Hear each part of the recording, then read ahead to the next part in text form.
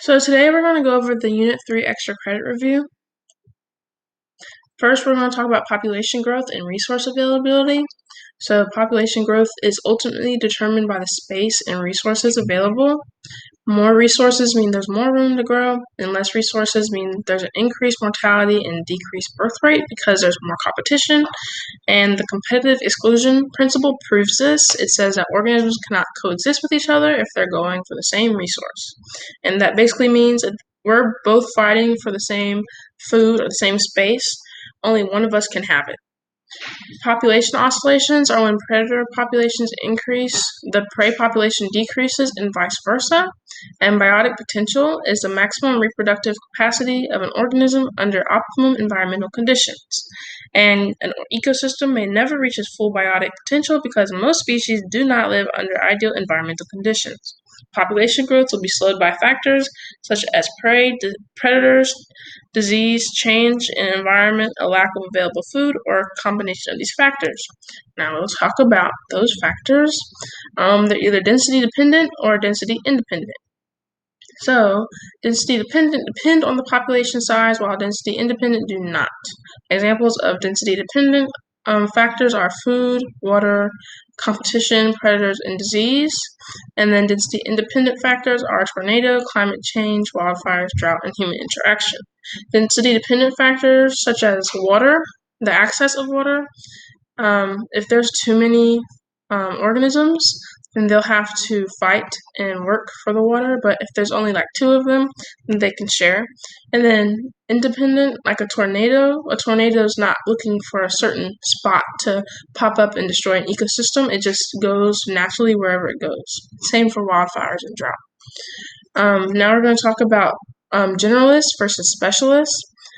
Specialists are very prone to environmental change, while generalists adapt well and are advantaged in habitats that are changing.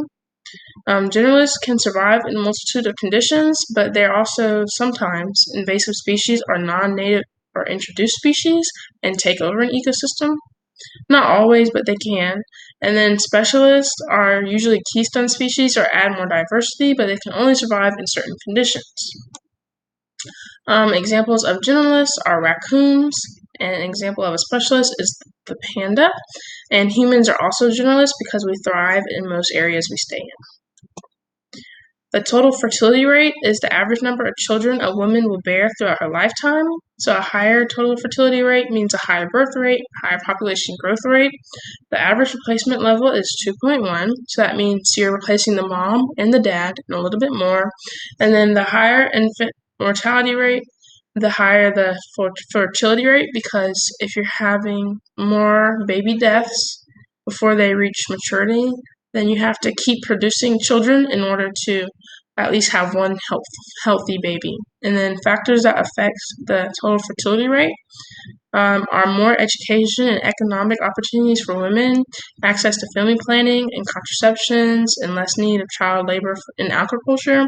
And then more government or economic policies are forced or voluntary sterilization, the one or two child policy in China, and tax incentives to have fewer children, or loans to women without children to start businesses.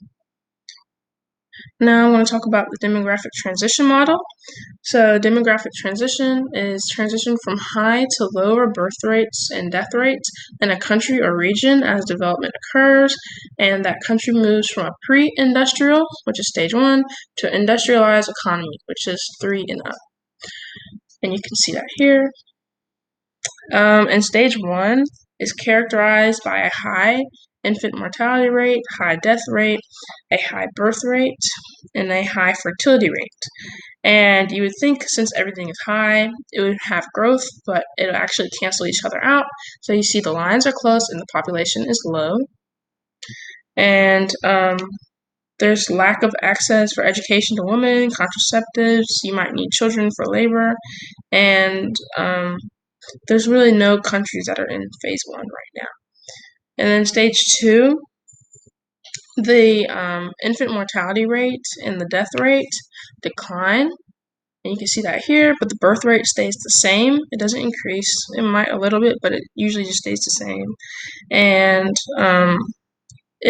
The fertility rate remains high because women still do not have education or really jobs, but now they have better water and healthcare and better food supply, so they can live longer. They might not need as many children for agriculture, but they do have rapid growth. And then in stage 3, the United States is a stage 3, stage 4 country. So it's a modern economy and increased family income. The fertility rate declines significantly because women have education opportunities and economic opportunities, and people are getting married later and having their first child later. There's more family planning and contraceptives, and there's the birth rate drops. You can see the birth rate drops, and the death rates are still dropping, but they're getting closer to each other, which means that they're about to start declining. There's also high literacy rates, and the fertility rate is near the replacement level. And then Stage 4 is post-industrialized, and it's very modern. There's lots of money. The fertility rate is very low because people are focusing on their career, and they usually have maybe one child or no children. There's lots of GDP, which is the production and the productivity in a region, and they have the longest life expectancy, and the replacement level is below 2.1, or the fertility rate is below the replacement level. And then stage 5 is declining, so you can see the death rate is actually higher than the birth rate, and the population is starting to decrease. So age structure diagrams, which are these things down here, they're divided by age cohorts and genders. So the red will be the pre-reproductive age, which is 0 to 14. The yellow is the reproductive age, which is 15 to 44, and 45 plus is post-reproductive. And they correspond with the demographic transition model, and you can use age structure diagrams to tell a lot. So this first diagram, you see that there's a lot of young pre-reproductive people. So in the next few years, the population will experience growth because they'll be having children soon, and there's not a lot of post-reproductive people, so no one's really dying, so they're just increasing. So this would correspond with stage 2 of the demographic transition model. This one, they're expanding slowly. The larger of the population is in the middle, which is the reproductive. So they just had their children, but they're about to all be older, and there won't be as many children left. But they're still expanding. And then stable is kind of even throughout. And they have just enough children to replace. They have people that are having children now, but they also have lots of older people, so whenever they die, they'll be replaced by them. So there's no growth.